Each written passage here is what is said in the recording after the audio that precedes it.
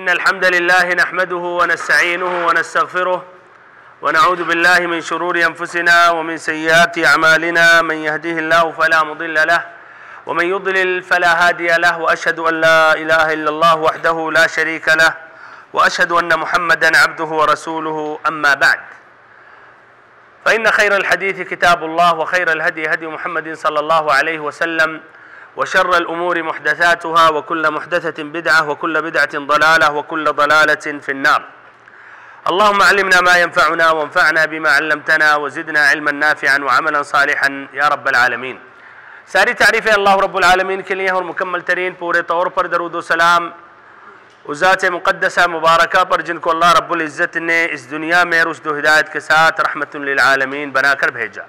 واجب الاحترام بھائیو، معزز ساتھیو، عزیز بچوں اور ہماری ماں اور بہنوں، آج یہ چوتھا درس ہے، چوتھی نشست ہے بلوغ المرام کے سلسلہ واری دروس جو منعقد ہو رہے ہیں ادھر مکتب جالیہ سلطانہ میں. سابقہ درس میں پہلی حدیث کی تشریح ہوئی جو ابو ہریرہ رضی اللہ عنہ کی حدیث تھی، هو الطہور ماؤہ الحل میتتہ، کہ نبی صلی اللہ علیہ وسلم نے سمندر کے بارے میں فرمایا کہ وہ سمندر اس کا پانی یا اس کا پانی پاک کرنے والا ہے اور اس کا مردار حلال ہے. ابو ہریرہ رضی اللہ عنہ کے متعلق کچھ تفصیل کے ساتھ ان کے متعلق بیان کیا گیا، اور پھر ایسے ہی حدیث سے جو اہم فائدے ہیں یا فقہ الحدیث ہے، حدیث کا جو فقہ ہے، اس میں ایک اہم بات ذکر کر کے بات مکمل ہوئی تھی جو اختصاراً دہرا رہا ہوں کہ سمندر کے جو جانور ہیں اگر وہ مر جائیں سمندر میں، سمندر کے باہر، تو وہ حلال ہے.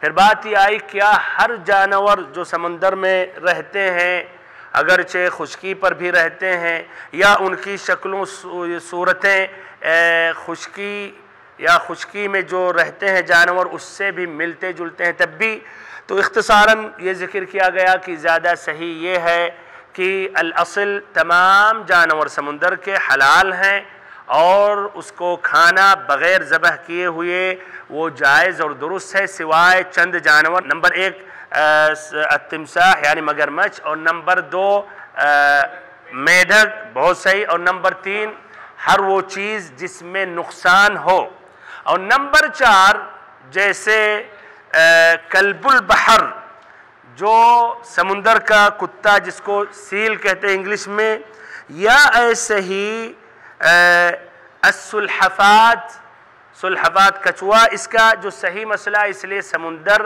میں بھی رہتا ہے خشکی پر بھی رہتا ہے تو یہ ذبح کرنا چاہیے، یعنی خشکی کا حکم کو غالب رکھتے ہوئے. ایسے ہی نمبر 5 جہاں تک بات ہے سمندر کا جو سانپ اگر سمندر ہی میں وہ رہتا ہے تو صحیح جو مسئلہ ہے کہ اگر اس میں ضرر یا نقصان نہیں تو کھانا جائز ہے. بھائی اور محترم ساتھیو، اب یہاں تک ہم پہنچے تھے. اب تیسرا اس حدیث سے جو ماخوذ فائدہ ہے، جو اس حدیث سے ہم فقہ مستنبط کرتے ہیں، وہ یہ ہے کہ اس حدیث میں دلالت ہے اس بات کی کہ مفتی جس سے فتویٰ پوچھا جا رہا ہے اگر اسے یہ پتہ چلا کہ جو سوال کر رہا ہے، جو فتویٰ پوچھ رہا ہے، اسے جو سوال پوچھ رہا ہے اس کے علاوہ اور بھی چیز کی ضرورت پڑ سکتی ہے، تو اسے چاہیے کہ اس کے سوال کا جواب دیتے ہوئے اور اس بات کا اضافہ کر دے جسے احساس ہو رہا کہ اس کی ضرورت پڑ سکتی ہے. اور یہ بھائیو حقیقت میں یہ فتویٰ کے محاسن اور یہ بہتر ہے اور یہ علامت ہے کہ جس سے فتویٰ پوچھا جا رہا ہے، جو عالم ہے، جو مفتی ہے، اس کی ذکاء اور فطنت پر علامت ہے اور کہ اس کا ملاحظہ بہت ہی دقیق ہے اور ایسے ہی کہ وہ بہت ہی حریص ہے لوگوں کو یعنی فائدہ پہنچانے میں. یہ کہاں سے بھائیو فائدہ ماخوذ ہے؟ کہاں سے فائدہ ماخوذ ہے؟ کہاں سے ہم اس فقہ کو مستنبط کر رہے ہیں؟ کہاں سے؟ حدیث سے. کہاں بتائیے، واضح کریں. ہاں بہت صحیح سوال کیا اس شخص نے کہ سمندر کے بارے میں، پانی کے بارے میں، کہ ہم سفر کرتے ہیں سمندر پر سوار ہو کر کشتی میں، اور بہت ہی کم ہم پانی اپنے ساتھ لیتے ہیں، اگر ہم اس سے وضو کرنے لگے تو میٹھا پانی ختم ہو جائے اور ہم پیاسے ہو جائیں، تو اے اللہ کے نبی کیا ہم سمندر کے پانی سے وضو کر سکتے ہیں؟ تو نبی صلی اللہ علیہ وسلم نے صرف یہ نہیں کہا کہ ہاں سمندر کے پانی سے وضو کر سکتے ہو، یا اس کا پانی یہ تو طہور ہے، یعنی صاف ہے، پاک ہے، اور پاک کی اس سے حاصل کر سکتے ہیں، پاک کرنے والا ہے، اتنا بس نہیں آپ نے جواب دیا، بلکہ آپ نے کہا الحل میتتہ، اس کا مردار بھی حلال ہے۔ سبحان اللہ، دیکھیں سوال تھا پانی سے وضو کرنے کے بارے میں، تو آپ نے ایک کامل جواب دیا کہ یہ تو سمندر کا پانی جو ہے یہ پاک ہے اور اس سے پاکی حاصل کر سکتے، پھر ساتھ ساتھ کہ اس کے مردار بھی یہ کیا حلال ہیں۔ کیوں بھائیو آپ صلی اللہ علیہ وسلم نے ایسا بتایا، ایسا ذکر کیا؟ اس لیے کہ جب اس شخص کو اشکال پیدا ہوا کہ سمندر کے پانی سے ہم وضو کر سکتے یا نہیں، تو یہ بھی ممکن ہے کہ کل اشکال پیدا ہو جائے کہ یہ سمندری جانور یہ حلال ہے یا نہیں، ہے کہ نہیں؟ جس کو یہ اشکال پیدا ہو سکتا ہے کہ سمندر کا پانی یہ پاک ہے یا نہیں، وضو کر سکتے یا نہیں، تو بدرجہ اولا کل یہ اشکال پیدا ہو سکتا کہ اچھا یہ مچھلیاں جو مر گئیں ہم نے ذبح نہیں کیا، یا کوئی اور جانور اور سمندر میں رہتا ہے تو کیا اس کو کھا سکتے یا نہیں؟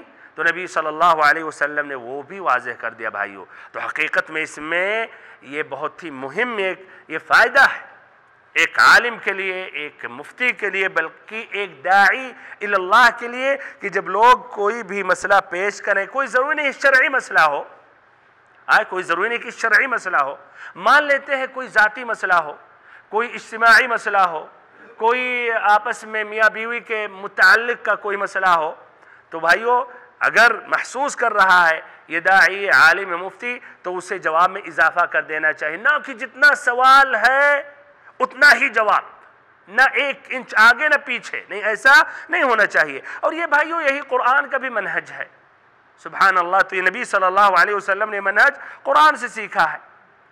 اللہ تعالیٰ نے علی سبیل المثال سورۃ البقرہ آیت نمبر 215 میں فرمایا یسألونک ماذا ينفقون، کہ آپ سے سوال کرتے ہیں کیا خرچ کریں، نبی صلی اللہ علیہ وسلم سے سوال کر رہے ہیں کیا خرچ کریں، جواب دیکھیے قل ما انفقتم من خیر فللوالدین والاقربین والیتامى والمساکین وابن السبیل وما تفعلوا من خیر فإن اللہ به علیم، کہ اللہ کے نبی تو آپ کہہ دیں، جواب دیں، ما انفقتم من خیر، جو مال تم خرچ کرو تو والدین کے لیے، اقربین قریبی رشتہ داروں کے لیے، یتامہ جو یتیم ہیں، مساکین جو ہیں ابن السبیل وہ مسافر جو بھائیوں منقطع ہو گیا، آدھے راستے میں اپنے گھر تک نہیں پہنچ پا رہا ہے، اپنے منزل مقصود تک، وما تفعلوا من خیر، جو بھی تم بھلائی کرو گے فإن اللہ به علیم، تو اللہ تعالیٰ اس سے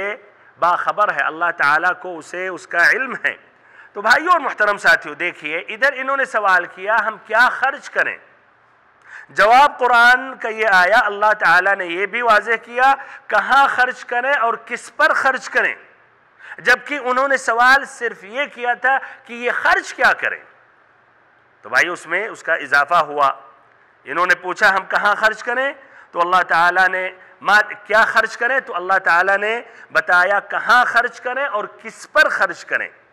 ایسے امام بخاری رحمہ اللہ نے اپنی صحیح البخاری میں ایک باب منعقد کیا ہے جس کا نام یا اس طرح انہوں نے باندھا، اس طرح انہوں نے لکھا باب من اجاب السائل باکثر مما سألہ، کہ باب جس نے جواب دیا سوال کرنے والے کو اس کے سوال سے زیادہ، یعنی جتنا سوال کیا اس کا جواب دیا اور اس سے مزید اور اضافہ کیا، تو مکمل ایک باب انہوں نے منعقد کیا امام بخاری نے، اور اس میں انہوں نے ایک حدیث سے استدلال کیا کہ ایک شخص نے پوچھا کہ محرم حالت احرام میں جس نے حج اور عمرہ کا ارادہ کیا وہ کیا پہنے؟ تو نبی صلی اللہ علیہ وسلم نے کہا قمیص نہیں پہنے، عمامہ نہیں پہنے، پیجامہ نہیں پہنے، الی آخرہ، یہاں تک کہ فَإِن لَّمْ يَجِدِ النَّعْلَيْنِ، اگر اس کے پاس بھائیو چپل نہیں ہے تو کیا پہنے؟ وہ جراب پہن لے، اوپر سے کاٹ لے۔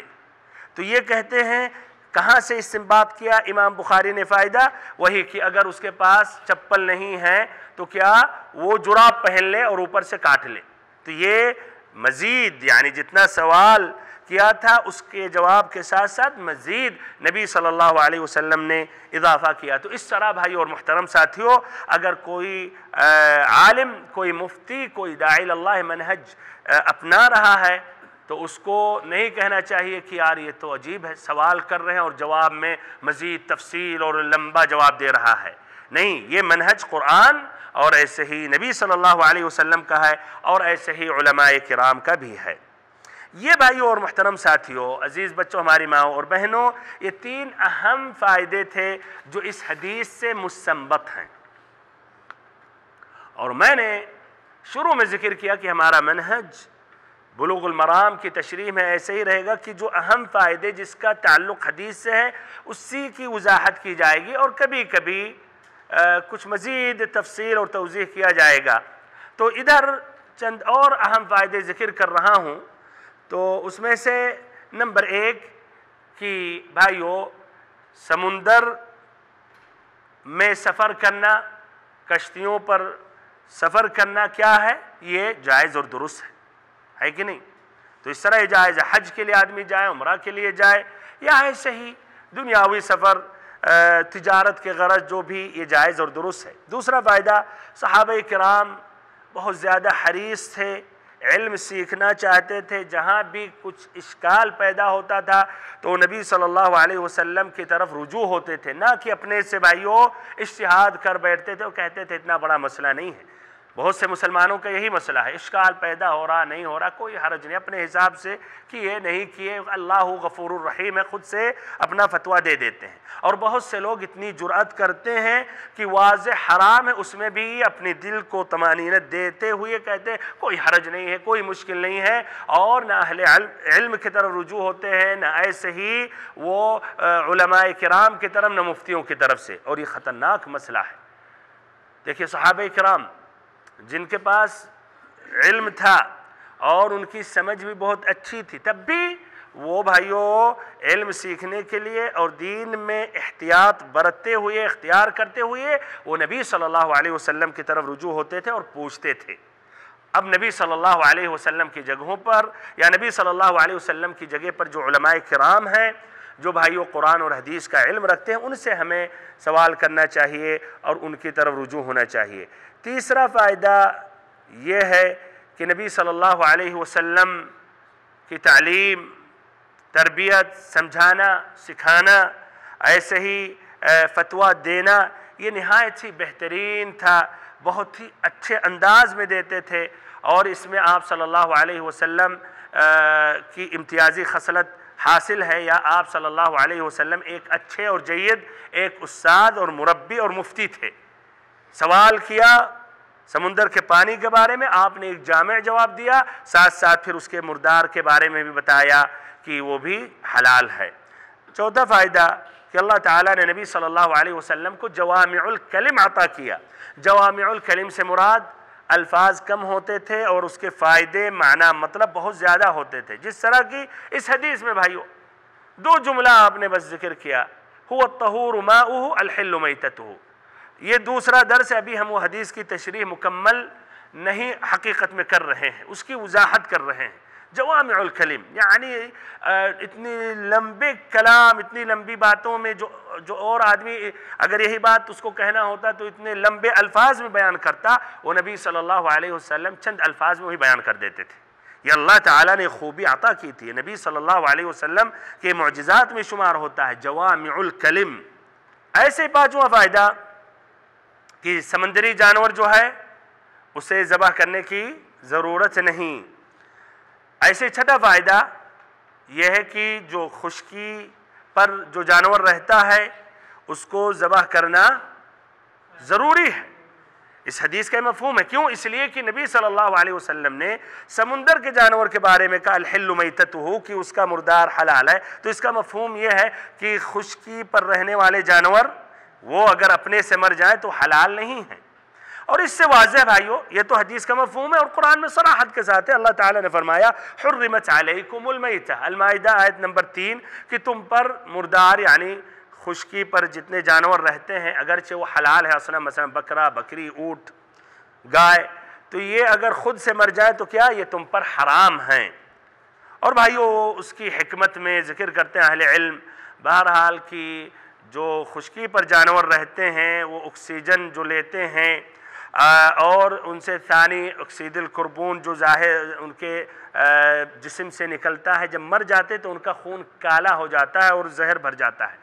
لیکن جو سمندر میں رہتے ہیں بھائیو ان کی کیفیت کچھ الگ ہوتی. جب مر جاتا ہے تو خون، جانور مر جاتے تو خون بھائیو کالا نہیں ہوتا، کیا ہو جاتا ہے؟ سفید ہو جاتا ہے، یعنی یا لال ہی رہتا ہے یا سفید کی طرف مائل ہو جاتا ہے. ایسے بھائیو اور محترم ساتھیو، ایک بھائی نے اس سے پہلے یہ ذکر کیا تھا، یہ 7واں فائدہ ہے کہ اگر کوئی سفر طے کر رہا ہے، مان لیں سمندر پر یا گاڑی سے سفر کر رہا ہے، تو کیا اس پر ضروری ہے؟ گاڑی کا تو مسئلہ آسان ہے، کہیں راستے میں رک سکتے ہیں، لیکن مان لیتے ہیں صحرا میں سفر کر رہے ہیں تو کیا لازمی ہے، ضروری ہے، واجب ہے کہ یہ مسافر اپنے ساتھ یعنی زیادہ پانی رکھے تاکہ مثلا ایسا نہ ہو کہ راستے میں وضو غسل کی ضرورت پڑے تو اسی پانی کو استعمال کرے؟ نہیں، ضروری نہیں ہے.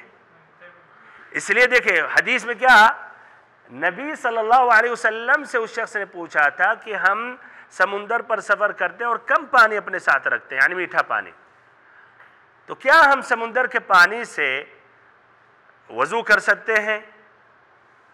تو آپ صلی اللہ علیہ وسلم نے کہا کہ ہاں وہ اس کا پانی پاک ہے اور اس کے مردار بھی حلال ہیں. آپ نے نہیں کہا ارے پہلے پانی تو کیوں اتنا کم پانی لے جاتے ہو، نہیں اپنے ساتھ میٹھا پانی مثلا زیادہ رکھو. نہیں، تو اس سے واضح ہوا کہ ضروری نہیں ہے.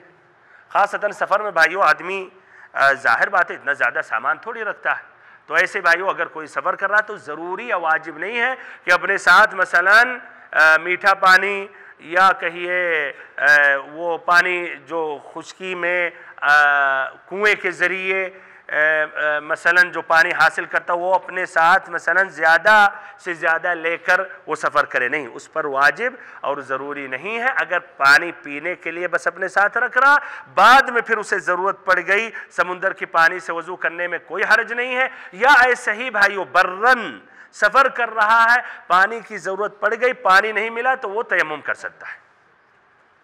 اس طرح بھائیو اس حدیث کے متعلق جتنے فائدے تھے یعنی مکمل ہو چکا.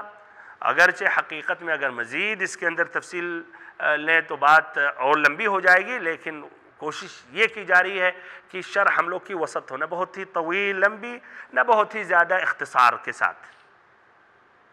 اب دوسری حدیث بھائیو بلوغ المرام کی جو کتاب، کس کتاب میں ہے بھائیو؟ کتاب الطہارہ، ماشاءاللہ. اور کتاب الطہارہ میں پہلا باب کون سے باب کے تحت ہے؟ باب المیاہ، باب المیاہ. تو دوسری حدیث ہے جس کا موضوع یہ ہم رکھ سکتے ہیں کہ الاصل فی الماء الطہارہ، کہ پانی اصلاً پاک ہے، پانی اصلاً طاہر ہے، طہور ہے، بذاتی ہی پاک ہے، اور ایسے ہی اس سے پاکی حاصل کر سکتے ہیں، وضو کر سکتے ہیں، حدث اصغر اور اکبر کو ہٹا سکتے ہیں. اس سے مراد کیا کہ پانی اصلاً پاک ہے. بمعنی اگر ہم یہ قاعدہ کہیں گے پانی اصلاً پاک ہے تو مان لیتے ہیں اگر ہم اور آپ ایک چشمے سے گزرے، ہم کہہ رہے پانی پاک ہے، آپ کہہ رہے نہیں پاک نہیں ہے، ہمیں لگ رہا کہ یار یہ نجس ہے، ہم کہہ رہے پاک ہے، تو کس کی بات اصل مانی جائے گی، زیادہ صحیح مانی جائے گی؟ جو کہے گا پاک اس کی بات مانی جائے گی. اب جو کہہ رہا ناپاک ہے، نجس ہے، اس سے کہا جائے گا اچھا اب آپ دلیل پیش کریں کہ کیوں یہ ناپاک ہے. جو کہہ رہا پاک ہے وہ نہیں دلیل پیش کرے گا. کیوں؟ اس لیے الاصل پانی پاک ہے. اور یہ حدیث سے بھی یہ بات اچھی طرح یہ بات واضح ہوگی. ہاں بھائیو، تو یہ مراد ہے کہ پانی اصلاً پاک ہے۔ ایسے ہی اسی سے ملتی جلتی ایک بات یہ ذکر کر رہا ہوں۔ اہل علم کہتے ہیں الاصل فی العبادات التحریم یا الاصل فی العبادات المنع، کہ عبادات میں اصل منع ہے، حرام ہے، یعنی کوئی بھی عبادت ہم نہیں کر سکتے، حرام ہے۔ جو کہہ رہا یہ عبادت کرنی چاہیے اسے دلیل دینی چاہیے، جو کہہ رہا نہیں کرنی چاہیے وہ اصل پر، اساس پر ہے، سمجھ رہے ہیں؟ تو مثلا اگر کوئی آدمی کہہ رہا کہ یہ نماز فلاں، یہ نماز یہ پڑھنی چاہیے، ایک آدمی کہہ رہا نہیں پڑھنی چاہیے، تو بھائی کس کو دلیل دینی ہونی چاہیے، کس کو ثابت کرنی چاہیے کہ پڑھنی چاہیے؟ جو کہہ رہا پڑھنی چاہیے، جو کہہ رہا نہیں پڑھنی چاہیے وہ اصل پر ہے۔ اس لیے عبادات ہم اپنے سے نہیں کرتے جب تک نہ دلیل ہو۔ اور ادھر بھائیو جو بہت سے لوگ نہیں سمجھتے، ادھر الٹا چلتے ہیں، ریوس میں آتے ہیں، کہتے ہیں مثلا یہ نماز چلیے ثابت نہیں ہے کہ نبی صلی اللہ علیہ وسلم یہ نماز پڑھتے تھے، ہم بھی مانتے ہیں، لیکن آپ ثابت کریں کہ نبی صلی اللہ علیہ وسلم یہ نماز نہیں پڑھتے تھے۔ یہ کون سی بات؟ کہتے ہیں آپ ثابت کریں کہ نبی صلی اللہ علیہ وسلم یہ نماز نہیں پڑھتے تھے۔ یہ عجیب ہے یہ الاصل، اس لیے کہ ہم کوئی بھی عبادت، نبی صلی اللہ علیہ وسلم کو اللہ تعالیٰ نے بھیجا کہ نبی صلی اللہ علیہ وسلم کی اتباع کرو، ان کی اقتداء کرو، وہی تمہارے قدوہ ہیں، جو بتا رہے ہیں۔ اب نبی صلی اللہ علیہ وسلم دین مکمل کر کے گئے، تو اب جو کچھ نہیں بتایا آپ نے وہ دین نہیں ہو سکتا، تو یہی دلیل ہے، یہ اصل ہے، یہی قاعدہ ہے۔ تو بہت سے لوگ نہیں سمجھتے، تو کہتے ہیں مثلا عید میلاد النبی صلی اللہ علیہ وسلم کا لے لیں، بہت سے بھائی کہتے ہیں ہاں بات آپ کی صحیح ہے، نبی صلی اللہ علیہ وسلم سے ثابت نہیں کہ آپ نے عید منائی، آپ نے حکم دیا، نہ صحابہ کرام نے کیا، بات بالکل صحیح ہے، لیکن آپ دلیل دیں کہ نبی صلی اللہ علیہ وسلم نے کہا کہ عید میلاد النبی صلی اللہ علیہ وسلم نہیں مناؤ۔ یہ بھائیو حقیقت میں یہ ان کو شروع سے پہلے سمجھانا پڑے گا، پھر اس کے بعد راستے پر جب آ جائیں گے تب ان کو سمجھا سکتے ہیں، ورنہ اس طرح یہ الٹا جا رہے ہیں۔ اور اس کے برعکس بھائیو دنیاوی امور میں، معاملات میں، کھانے پینے میں، بیع و فروخت میں الاصل کیا ہے؟ الجواز۔ الاصل اصلاً جائز ہے۔ حرام کب ہے؟ جب دلیل آئے کہ یہ چیز حرام ہے۔ تو اگر کھانے پینے پہننے میں مان لے کپڑا ایک شخص کہہ رہا یہ حرام ہے آپ جو پہنے ہوئے، ہم کہہ رہے نہیں یہ حلال ہے، کس کو دلیل دینی چاہیے؟ جو کہہ رہا حرام ہے اب اس کو دلیل دینی چاہیے، اس کو دلیل دے۔ کھانے کی بھی کوئی چیز الاصل حلال ہے، اب اگر وہ دلیل دیا کہ یار یہ کافروں کی اس سے مشابہت ہے یا عورتوں کا یہ لباس ہے تو بات اس کی صحیح ہے۔ اچھا تو بھائیو المہم تو یہ بات آ گئی، تو اس کی میں نے وضاحت کر دی، تو یہ بھی ایک قاعدہ ہے الاصل فی العبادات المنع، الاصل فی العبادات التحریم، والاصل فی العادات والمعاملات الحل۔ تو ایسے پانی اصلاً کیا ہے؟ پاک ہے۔ حدیث بھائیو وعن ابی سعید الخدری رضی اللہ عنہ قال قال رسول اللہ صلی اللہ علیہ وسلم ان الماء طہور لا ينجسه شيء اخرجه الثلاثہ وصححه احمد۔ کہ پانی پاک ہے، ان الماء طہور، یا بے شک پانی پاک ہے، لا ينجسه شيء، اسے کوئی چیز ناپاک نہیں کرتی۔ ان الماء طہور، بے شک پانی پاک ہے، لا ينجسه شيء، اسے کوئی چیز ناپاک نہیں کرتی۔ حدیث کے جو راوی ہیں ابو سعید الخدری رضی اللہ عنہ، اختصار کے ساتھ یہ مشہور ہے اپنی کنیت ابو سعید سے، ابو سعید الخدری، حدیثوں میں سے ہی آتا عن ابی سعید الخدری رضی اللہ عنہ۔ ان کا نام کیا ہے؟ سعد ابن مالک ابن سنان الخدری۔ الخدری یہ الخزرج کا ایک قبیلہ ہے، انصاریوں کا ایک مشہور قبیلہ ہے۔ الخدری الخزرجی الانصاری المدنی، مدینہ کے رہنے والے تھے۔ ان کے والد صحابی ہیں اور یہ بھی صحابی ہیں۔ ان کے والد شہید ہو گئے غزوہ خندق میں، اور یہ نبی صلی اللہ علیہ وسلم کے ساتھ 12 غزوہ میں شریک رہے۔ پہلا غزوہ کون سے غزوے میں شریک تھے؟ غزوہ خندق میں، سن 5 ہجری میں جو غزوہ واقع ہوا، سن 5 ہجری میں واقع ہوا۔ اچھا اس سے پہلے کیوں نہیں شریک ہوئے؟ احد میں، بدر میں؟ ہاں اچھا یہ ہو سکتا ہے، لیکن ہاں اس لیے اس وقت چھوٹے تھے، اس طرح اب یہ یعنی بڑے صحابہ میں سے ایک دم بڑے صحابہ میں سے نہیں تھے، مثلا ابو بکر عمر عثمان رضی اللہ عنہ یا عشر المبشرین بالجنہ. اچھا تو یہ اس سے پہلے چھوٹے تھے، اسی لیے ان کو واپس کر دیا گیا تھا. غزوہ احد کے لیے انہیں شریک یا نبی صلی اللہ علیہ وسلم نے اجازت نہیں دی، ان کو واپس کر دیا گیا. اور سبحان اللہ یہ صحابہ کرام جو چھوٹے صحابہ کرام تھے یہ بھی آگے بڑھ بڑھ کر حصہ لینا چاہ رہے تھے، لیکن نبی صلی اللہ علیہ وسلم نے واپس کیا. ایسے ہی بیعت الرضوان جو نبی صلی اللہ علیہ وسلم نے بیعت کی تھی، کتنے صحابہ کرام تھے؟ 1400 تھے. کس سن میں واقع ہوا؟ غزوۃ الحدیبیہ یا صلح الحدیبیہ، سن 6 ہجری میں. ہاں ان کے بہت ہی فضائل ہیں. اللہ تعالیٰ نے قرآن مجید میں ذکر کیا سورۃ الفتح آیت نمبر 18 میں، لَقَدْ رَضِيَ اللَّهُ عَنِ الْمُؤْمِنِينَ إِذْ يُبَايِعُونَكَ تَحْتَ الشَّجَرَةِ فَعَلِمَ مَا فِي قُلُوبِهِمْ فَأَنزَلَ السَّكِينَةَ عَلَيْهِمْ وَأَثَابَهُمْ فَتْحًا قَرِيبًا. کہ اللہ تعالیٰ ان تمام مؤمنوں پر راضی ہو گیا، خوش ہو گیا. سبحان اللہ، اللہ تعالیٰ راضی خوش ہو گیا. اگر بھائیو ہمارے اور آپ کے بارے میں ابھی یہ کہہ دیا جائے کہ آپ کے منیجر مدیر آئیں وہ خوش ہیں، راضی ہیں آپ سے، کتنی خوشی ہو جاتی. بات اور آگے بڑھ جائے، مان لیں یہاں کے بادشاہ آپ سے خوش ہیں، راضی ہیں، والا نیند نہیں آئے گی خوشی سے، ہے کہ نہیں؟ یا اللہ بھائیو بادشاہ نہیں، نبی خود نے، بادشاہوں کے بادشاہ رب العزت راضی ہیں تمام مومنوں سے.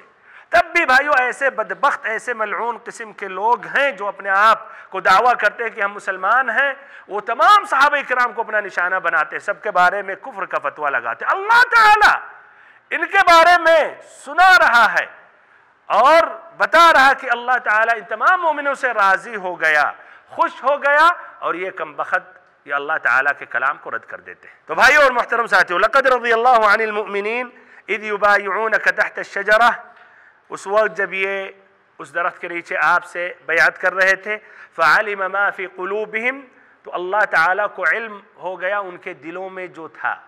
ان کے دلوں میں کیا تھا؟ صحابہ کرام کے دلوں میں تقوی، دین کے لیے قربانی دینا، سچائی، ایمان. اللہ کو علم ہو گیا. فانزل السکینۃ علیہم، اللہ تعالیٰ نے سکینت ان پر نازل کی. واثابہم فتحا قریبا، اور انہیں قریب کی فتح عنایت فرمائی. بہرحال تو یہ ان میں تھے. ایسے ہی مسلم، ابو داؤد، ترمذی کی روایت ہے جابر بن عبداللہ رضی اللہ عنہ سے کہ نبی صلی اللہ علیہ وسلم نے فرمایا لا يدخل النار احد ممن بايع تحت الشجرہ، کہ کوئی بھی ان میں سے جہنم میں داخل نہیں ہو سکتا جس نے نبی صلی اللہ علیہ وسلم سے بیعت کی اس درخت کے نیچے. اتنے بڑے فضائل ہیں بھائیو ان صحابہ کرام کے، جس میں ابو سعید خدری رضی اللہ عنہ ہے. بہرحال یہ نبی صلی اللہ علیہ وسلم سے بہت کچھ انہوں نے سیکھا اور بہت سی حدیثیں انہوں نے نقل کی. ایسے ہی ابو بکر عمر رضی اللہ عنہ اکابرین صحابہ جو تھے، ان سے بھی انہوں نے اس طرح حدیثیں انہوں نے سنی اور انہوں نے ان سے بھی استفادہ کیا. ان کے علاوہ اور بھی صحابہ کرام سے، ان سے صحابہ کرام بھی روایت کرتے ہیں تابعین کے ساتھ، جیسے عبداللہ ابن عمر، عبداللہ ابن عباس، ایسے ہی انس ابن مالک رضی اللہ عنہم. بھائیو ان کا شمار انصار کے علماء انصار، ان کے فضلاء، بلکہ ان کے مفتیوں میں سے ہوتا ہے. اور ان کا شمار صحابہ کرام میں جو سب سے زیادہ نقل کرتے ہیں 7ویں نمبر پہ ان کا نام آتا ہے. یعنی سب سے نمبر 1 پہ کون ہے؟ ابو ہریرہ. کتنی حدیثیں نقل کرتے ہیں؟ 5374، 5374. دوسرے نمبر پہ کون ہے؟ دوسرے نمبر پہ عبداللہ ابن عمر، یہ نقل کرتے ہیں 2630 حدیثاً، 2630. تیسرے نمبر پہ کون ہے؟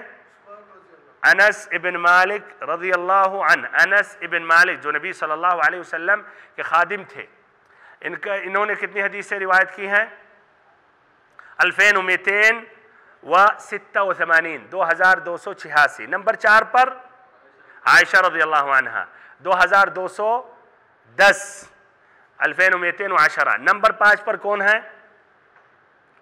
نمبر 5 پہ جابر ابن عبداللہ رضی اللہ عنہ جو روایت کرتے ہیں 1660. نمبر 6 پر کون ہیں؟ ابن عباس رضی اللہ عنہما روایت کرتے ہیں 1540. نمبر 7 پر یہ ابو سعید خدری رضی اللہ عنہ ہے جو کتنی حدیثیں روایت کرتے ہیں؟ 1170. یہ 7 صحابہ کرام ہیں جو 1000 حدیث سے زیادہ روایت کرتے ہیں. یعنی 1000 سے زائد صحابہ، 1000 سے جو زائد حدیثیں نقل کرتے ہیں وہ صرف 7 صحابہ کرام ہیں. یہ 1170 حدیثوں میں سے صحیح امام بخاری اور امام مسلم نے 43 حدیثیں نقل کی ہیں یا روایت کی ہیں، اور امام بخاری جو منفرد ہوئے ہیں امام مسلم سے 16 حدیثوں میں، یعنی 16 حدیثیں جو امام بخاری روایت کرتے ہیں امام مسلم نہیں کرتے. ایسے امام مسلم 52 حدیثیں روایت کرتے ہیں جو اس میں امام بخاری شریک نہیں ہے، یعنی منفرد ہیں. بھائی اور محترم ساتھیوں، ان کا انتقال سن 74 ہجری میں ہوا، اور اس وقت ان کی عمر کتنی تھی؟ 86 برس کے، اور یہ دفن ہوئے البقیع میں. البقیع میں کچھ بھائی کہتے ہیں جنت البقیع. کیا بھائیو صحیح ہے جنت البقیع کہنا؟ ہاں، جنت البقیع نہیں کہہ سکتے. صحابہ کرام کے علاوہ اس میں منافقین بھی مدفون ہیں، اور ایسے ہی بعد میں ابھی بھی دفن ہوتے رہتے. کوئی کسی کے دل کے بارے میں سب دل یا سیرہ چیر چیر کے تھوڑی دفن کرتے ہیں کہ یہ مومن ہے، کافر ہے، کافر کو باہر کیا جائے. تو اس طرح جنت البقیع کہنا بھائیو صحیح اور درست نہیں ہے. تو اس میں عبداللہ ابن ابی ابن سلول بھی مدفون ہے، مدینہ والوں کا وہی قبرستان تھا. صحابہ کرام بھی مدفون، عثمان رضی اللہ عنہ، عائشہ رضی اللہ عنہ، فاطمہ رضی اللہ عنہ، عثمان ابن مظعون اور اکابرین صحابہ سب وہاں مدفون ہیں جو مدینہ میں جن کا انتقال ہوا. ان کے ساتھ ساتھ تو منافقین بھی تعداد تھی بھائیو، وہ بھی مرتے تھے، ان کو بھی وہیں دفن کیا جاتا تھا. تو بہرحال جنت البقیع کہنا صحیح اور درست نہیں ہے. دوسری بات، دوسرا پوائنٹ اس حدیث کے متعلق، اس حدیث کی تخریج اور اس کا درجہ کہاں تک یہ صحیح ہے یا ضعیف ہے. تو اس حدیث کی روایت کس نے کی ہے؟ ابن حجر رحمہ اللہ کہتے ہیں اخرجہ الثلاثہ وصححہ احمد. اخرجہ الثلاثہ، اس حدیث کی تخریج ان تینوں نے کی ہے. کون مراد ہے ان تینوں سے؟ اچھا بھائیو، اس سے پہلے ذکر کیا گیا تھا اخرجہ الاربعہ، امام بخاری امام مسلم کے علاوہ کتب ستہ والے، یعنی ابو داؤد، ترمذی، نسائی، ابن ماجہ، ہے کہ نہیں؟ تو اب الثلاثہ کہہ رہے ہیں تو اس میں سے بھائیو ابن ماجہ کو ہٹا دو، الثلاثہ یعنی اختصاراً ابن حجر کی سب کا ذکر کریں، ابو داؤد، ترمذی، نسائی، الثلاثہ. تو الثلاثہ سے مراد اربعہ میں سے ابن ماجہ کے علاوہ. تو اس کی روایت امام ابو داؤد کرتے ہیں اپنی کتاب السنن میں، ایسے الترمذی بھی. ابو داؤد حدیث نمبر 66، ترمذی بھی حدیث نمبر 66، سبحان اللہ، دونوں ایک ہی نمبر. ایسے امام نسائی حدیث نمبر 327. یہ تینوں ائمہ روایت کرتے ہیں سند، ایک ہی سند سے جا کر ملتے ہیں، سبھی کے سب اس راستے سے، اس اسناد سے روایت کرتے ہیں. ابو اسامہ جو حماد ابن اسامہ ہیں جو روایت کرتے ہیں الولید ابن کثیر المخزومی سے، جو روایت کرتے ہیں محمد ابن کعب القرظی سے، جو روایت کرتے ہیں عبید اللہ ابن عبداللہ ابن رافع ابن خدیج سے، جو روایت کرتے ہیں کن سے؟ ابو سعید الخدری رضی اللہ عنہ سے. ایسے ہی بھائیو امام احمد نے بھی اس حدیث کی تخریج کی ہے، اگرچہ ابن حجر رحمہ اللہ نے ان کا ذکر نہیں کیا، اختصار انہوں نے امام ابن حجر رحمہ اللہ نے صرف کہا اخرجہ الثلاثہ، لیکن اسی اسناد کے ساتھ یعنی جو ابھی میں نے ذکر کیا ابو اسامہ عن الولید ابن کثیر الی آخرہ، امام احمد بھی روایت کرتے ہیں حدیث نمبر 11257 میں. اس حدیث کا درجہ بھائیو کیا رہا ہے؟ یہ حدیث صحیح ہے یا ضعیف ہے؟ یہ حدیث صحیح ہے یا ضعیف ہے؟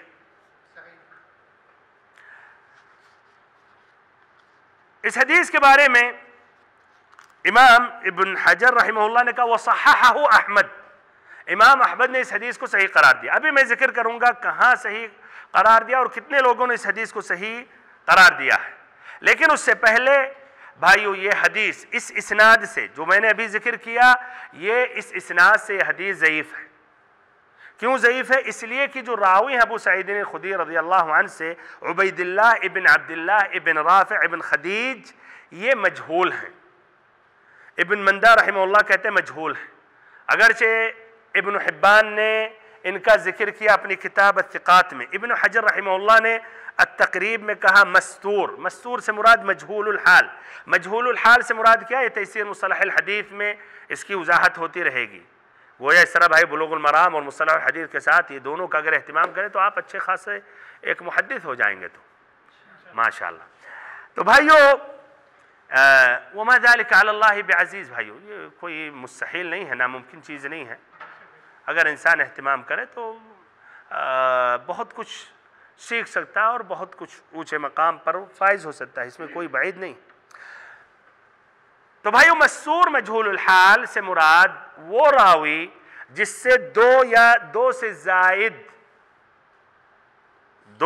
زائد لوگ روایت کرتے ہیں، لیکن کسی بھی عالم نے، کسی بھی امام یا محدث نے اس کو ثقہ نہیں کہا ہے، اس کی توثیق نہیں کی ہے۔ کوئی بھی راوی، ان کے شاگردوں کی تعداد کتنی ہے؟ 2 ہے یا 3 4 5 6 7 8 10، لیکن کسی بھی امام نے اس راوی کے بارے میں نہیں کہا ثقہ ہے، ثقہ ہے، یعنی ان کی حدیثیں مضبوط ہیں، صحیح ہیں، عادل ہے، صاحب دیانت ہیں، اور ساتھ ساتھ ان کا حفظ اور ضابطہ سب صحیح ہے، کسی نے نہیں کہا، تو یہ مجہول کہا جاتا ہے، مجہول الحال یا مستور۔ تو ابن حجر رحمہ اللہ ان کے بارے میں کہہ رہے ہیں مجہول الحال ہے۔ تو بھائیو اگر یہ بات ایسی ہے تو کس طرح امام احمد بن حنبل نے اس حدیث کو صحیح قرار دیا؟ اس لیے کہ بھائیو یہ بھی آئے گا کہ یہ حدیث اس اسناد سے ضعیف ہے، لیکن اس حدیث، غور سے سنیں بھائیو، اس حدیث کے اور بھی طرق ہیں، اور بھی اسانید ہیں۔ یعنی ابو سعید خدری رضی اللہ عنہ سے اس اسناد میں عبید اللہ بن عبداللہ بن رافع بن خدیج روایت کر رہے ہیں، پھر ان سے اور بھی کر رہے ہیں، ایسے ہی اور بھی ابو سعید خدری رضی اللہ عنہ سے روایت کر رہے ہیں۔ تو اس کو کہتے ہیں کہ اور بھی طرق ہیں، اور بھی راستے ہیں، اور بھی اسانید ہیں۔ وہ اسانید بھی ضعیف ہیں، لیکن ضعیف اور ضعیف کے ساتھ تقویت ہو جاتی ہے۔ پھر ایسے اس کے اور شواہد بھی ہیں۔ شواہد سے مراد کیا؟ ابو سعید خدری رضی اللہ عنہ کے علاوہ بھی اور بھی صحابہ کرام روایت کرتے ہیں، اس کو شواہد کہا جاتا ہے، اور بھی صحابہ کرام روایت کرتے ہیں۔ وہ شواہد بھی ضعیف ہیں، لیکن مجموعی اعتبار سے یہ اس کے جو طرق ہیں، پھر وہ شواہد اس مجموعی اعتبار سے بھائیو اس حدیث کو کہا جائے گا حسن لغیرہ، حسن لغیرہ، یعنی اجمالی طور پر اگر خلاصہ چاہے صحیح یا ضعیف تو یعنی صحیح ہے، دائرۃ قبول میں ہے، مقبول حدیث ہے، اس پر عمل کیا جائے گا۔ اور یہ امام احمد نے اس حدیث کو صحیح قرار دیا، یہ کہاں یہ منقول ہے؟ یہ المزی نے اپنی کتاب تہذیب الکمال میں ذکر کیا ہے۔ عبید اللہ ابن عبد الرحمن یا عبید اللہ ابن عبد الرحمن ابن رافع کے ترجمہ میں اس حدیث کو امام مزی نے روایت کی اپنی سند سے امام احمد بن حنبل تک، جو ابو سعید خدری رضی اللہ عنہ سے روایت کرتے ہیں، یہی سند جو میں نے شروع میں بیان کیا۔ اس کے بعد پھر نقل کرتے ہیں کہ امام احمد بن حنبل نے اس حدیث کو صحیح قرار دیا۔ ایسے ابن حجر رحمہ اللہ کی ایک دوسری کتاب ہے تلخیص الحبیر، اس میں نقل کرتے ہیں کہ یحییٰ بن سعید نے بھی اس حدیث کو صحیح قرار دیا۔ ایسے ہی ابو محمد ابن حزم بھی، انہوں نے بھی حدیث کو صحیح قرار دیا۔ تو اس طرح بھائیو خلاصہ کلام حدیث کے درجے کے بارے میں کہ یہ حدیث اس اسناد سے ضعیف ہے، لیکن مجموع اس کے جو طرق ہیں ابو سعید خدری کی جو اور اسانید ہیں اس کے مجموعے اعتبار سے، اور ایسے جو شواہد ہیں ابو سعید خدری رضی اللہ عنہ کے علاوہ اور جو صحابہ کرام نے روایت کی ہیں، یہ مجموعے اعتبار سے یہ حدیث صحیح حدیث ہے۔ بھائی اور محترم ساتھیو، تیسرا پوائنٹ یہ ہے کہ اس حدیث کا سبب کیا ہے۔ سابقہ درس میں بھی میں نے ذکر کیا کہ امام ابن حجر رحمہ اللہ لمبی حدیثوں کا اختصار کر کے بیان کرتے ہیں تاکہ آسانی ہو حفظ میں۔ تو ایسے اس حدیث کا بھی حقیقت میں ایک سبب ہے جو ابن حجر رحمہ اللہ نے ذکر نہیں کیا، لیکن جو ابو داؤد، ترمذی اور نسائی کی روایت ہے، صحیح امام احمد، اس میں موجود ہے۔ تو سبب اس طرح ہے بھائیو، ابو سعید رضی اللہ عنہ کہتے ہیں قیل لرسول اللہ صلی اللہ علیہ وسلم انا اتوضأ من بئر بضاعہ، کہ کیا نبی صلی اللہ علیہ وسلم سے کہا گیا کہ بئر بضاعہ، ایک کنواں کا نام تھا بضاعہ، اس کنویں سے کیا ہم وضو کر سکتے ہیں، ہم لوگ وضو کر سکتے ہیں؟ اور بھائیو ایسا کنواں تھا، وہی بئر یطرح فیہا الحیض ولحم الکلاب والنتن، وہ ایسا کنواں تھا کہ جس میں حیض والے کپڑے اور کتوں کے گوشت کے ٹکڑے اور النتن بدبودار چیزیں گر جاتی تھیں۔ تو نبی صلی اللہ علیہ وسلم نے کہا، یہ حدیث جو ابن حجر رحمہ اللہ نے ذکر کیا، کیا الماء طہور ان الماء طہور لا ينجسه شيء، کہ پانی پاک ہے، اسے کوئی چیز ناپاک نہیں کرتی ہے۔ واضح ہو گیا بھائیو سبب الحدیث؟ تو کچھ صحابہ کرام نے آ کر سوال کیا تھا کہ اللہ کے نبی، وہ بئر بضاعہ جو ہے جس میں یہ حیض کے کپڑے ڈالے جاتے ہیں یا گر جاتے ہیں، اور ایسے ہی کتوں کے گوشت اور ایسے بدبودار چیزیں، تو کیا ہم اس پانی سے وضو کر سکتے ہیں؟ تو آپ صلی اللہ علیہ وسلم نے کہا ان الماء طہور لا ينجسه شيء، بے شک پانی پاک ہے، اسے کوئی چیز ناپاک نہیں کر سکتی۔ بھائیو ادھر ایک اشکال آپ لوگ کے ذہنوں میں آتا ہوگا، خاصتاً جو حدیث کا جو لفظ ہے وہی بئر یطرح فیہا، وہ ایسا کنواں تھا جس میں ڈالا جاتا تھا، یطرح فیہا، پھینکا جاتا تھا، ڈالا جاتا تھا۔ تو ادھر ایک اشکال یہ پیدا ہو رہا ہوگا کہ یہ کیسے ایک کنویں میں، جس کنویں سے وضو کر رہے ہیں اور اسی میں اس طرح یہ کپڑے ڈال رہے ہیں، حیض کے کپڑے اور ایسے ہی بدبودار چیزیں، کتے کے گوشت، یہ کیسے؟ پھر اس سے وضو بھی کر رہے ہیں، اور ہم جانتے ہیں پانی کی قلت بھائیو مدینے میں، اسی لیے ابو عثمان رضی اللہ عنہ نے کنواں خریدا، اور وہ سب قصے کہانی جانتے ہیں، اتنے پانی کی کمی سے کیسے ڈال رہے ہیں؟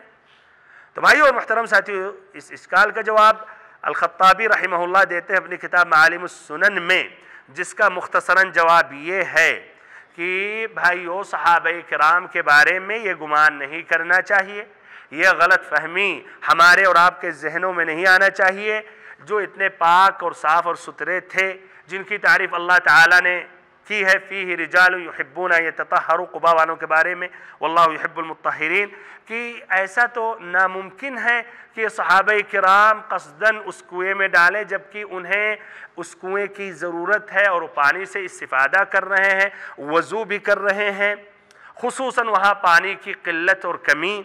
اور بھائیو نبی صلی اللہ علیہ وسلم نے بھی لعنت بھیجی ایسے شخص پر جو ایسی جگہوں پر مثلا پاخانہ کرے جہاں لوگوں کی ضرورت ہو، مثلا سایہ دار چیز ہو جو آئندہ وہ حدیثوں میں آئے گی، یا جہاں پانی ہو لوگ اس سے استفادہ کریں، تو کیسے؟ تو بھائیو اور محترم ساتھیو، صحیح جو مسئلہ کہ نہیں قصداً کوئی نہیں ڈالتا تھا، عمداً کوئی نہیں ڈالتا تھا، بلکہ وہاں جو بارش کے پانی کی وجہ سے، اس لیے وہ کنواں نشیبی زمین یا سمجھے پس جگہ پر وہ کنواں تھا، تو یہ بارش کی وجہ سے، اس کے پانی کی وجہ سے اس میں کچھ گر جاتا تھا، یا ہوا کی وجہ سے دور رہتا تھا، کبھی ہوا جب تیز ہوتی بھائی تو اس میں وہ کچھ ٹکڑے ادھر گر سکتے تھے، سمجھ رہے ہیں؟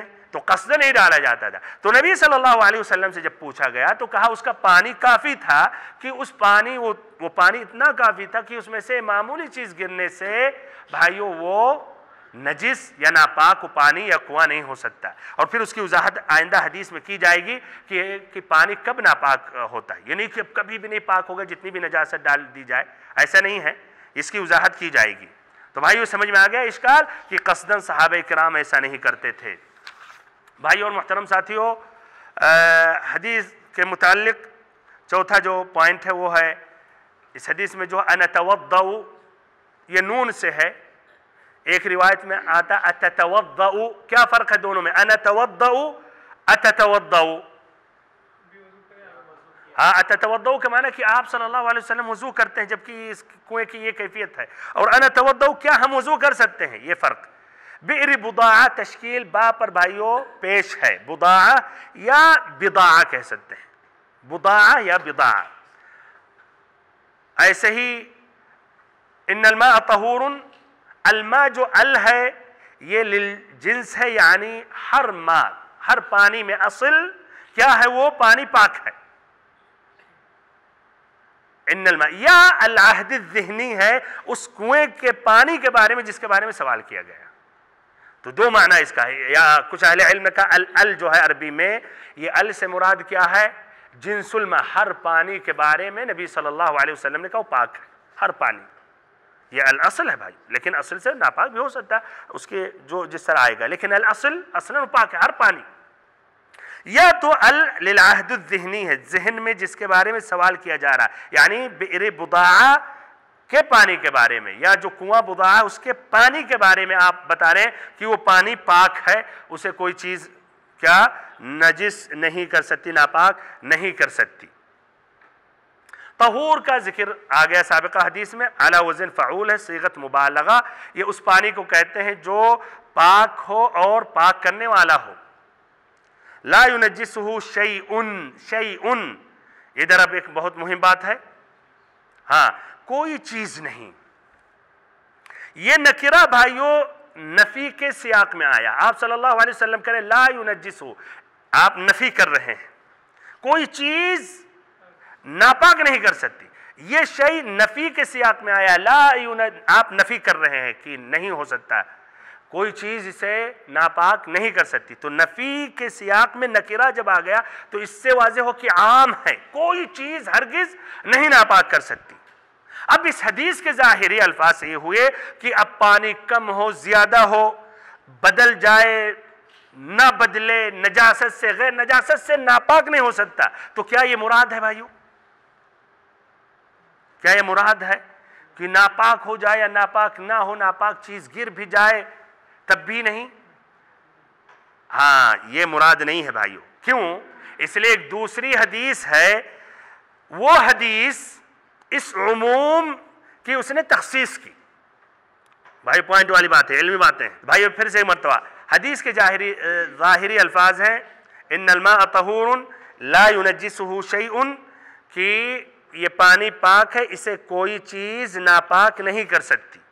اس حدیث کے ظاہری الفاظ سے یہ بات واضح ہوئی کہ کوئی بھی چیز اس پانی کو ناپاک نہیں کر سکتی، پانی کم ہو یا زیادہ ہو. نجس چیز اس میں گر جائے یا نہ گرے تب بھی، زیادہ بھی نجس چیز گر جائے تب بھی پاک ہے، چاہے اس کا بو بھی بدل جائے، ذائقہ بدل جائے یا اس کا کلر بدل جائے تب بھی وہ پاک ہے. حدیث کے ظاہر یہی ہے. کیوں؟ اس لیے کہ آپ نے نفی کے سیاق میں کہا لا ينجسه شیء، کوئی بھی چیز اسے نجس ناپاک نہیں کر سکتی. تو کیا رہا بھائی وہ مراد ہے علی اطلاق ہی ہے؟ علی اطلاق ہی ہے؟ نہیں، علی اطلاق ہی کہیں گے تو پھر مشکل میں پھنس جائیں گے آپ. ہاں تو بھائیو علی اطلاق ہی نہیں ہے.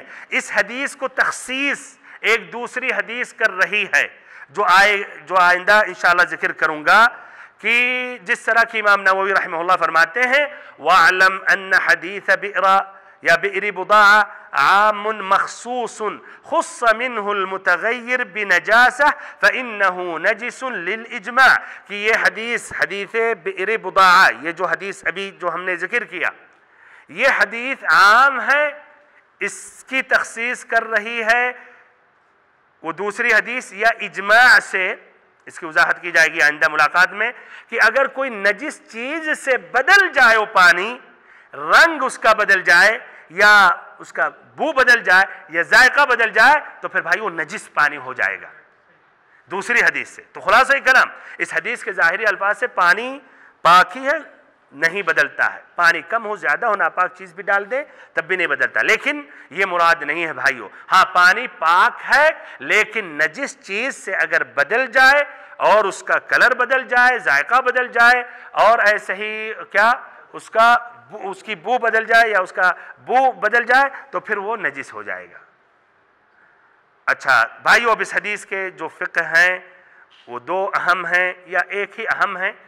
یہی آخری بات سے اس کی یہ بات متصل ہے. وہ یہ ہے کہ پانی اصلاً کیا ہے بھائیو؟ پاک ہے. الاصل کوئی بھی پانی پاک ہے، یہاں تک یقین ہو جائے کہ یہ اس میں نجاست آ گئی ہے.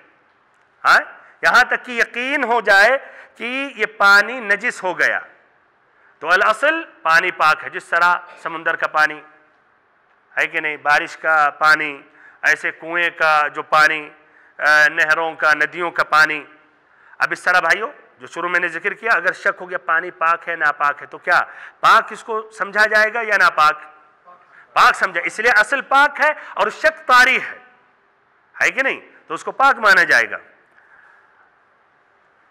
اچھا، دوسرا فائدہ اگرچہ حدیث سے اتنا متصل نہیں ہے لیکن ذکر کر رہا ہوں.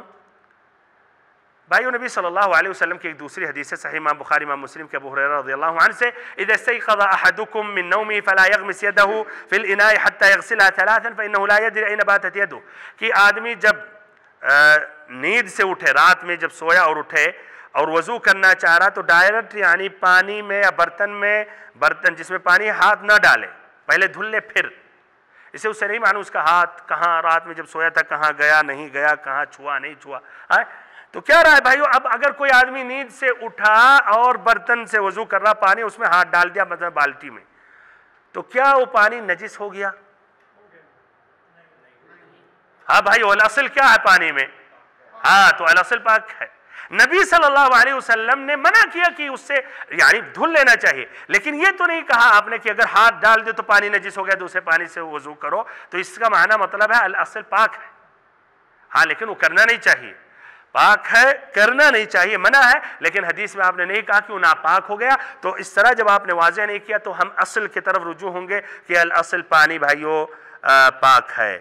جزاکم اللہ خیراً. اب انہی باتوں کے ساتھ اپنی بات ختم کر رہا ہوں. حقیقت میں کچھ ایسے بھی سوالات ہیں جس کا تعلق آئندہ حدیث میں یعنی دوسری جو حدیث آئے گی جس میں تخصیص ہے کہ پانی بھائیو پاک ہے، کوئی چیز اسے نجس نہیں کرتی، ناپاک نہیں کرتی ہے، الا کہ وہ بدل جائے نجس چیزوں سے، اس کا ذائقہ بدل جائے یا اس کا بو بدل جائے یا ایسے ہی اس کا کلر بدل جائے. تو اسی لیے کچھ باتوں میں جلدی نہ کریں، آپ آئندہ بھی پوچھ لیں گے. وصلی اللہ وسلم علی نبینا محمد. السلام علیکم ورحمۃ اللہ وبرکاتہ. محترم دینی بھائیوں، آپ نے ابھی یہ علمی درس سنا، امید ہے آپ کو پسند آیا ہوگا، اور آپ سے گزارش ہے کہ آپ اسے لائک کریں، سبسکرائب کریں، ایسے ہی فالو کریں، اور مزید تفصیل کے لیے ہمارے ویب سائٹ پر وزٹ کریں. اور آپ سے یہ بھی گزارش ہے کہ آپ اپنے اس درس کو اپنے دوست و احباب کے ساتھ نشر کر کے دعوت کے کام میں حصہ لیں. السلام علیکم ورحمۃ اللہ وبرکاتہ.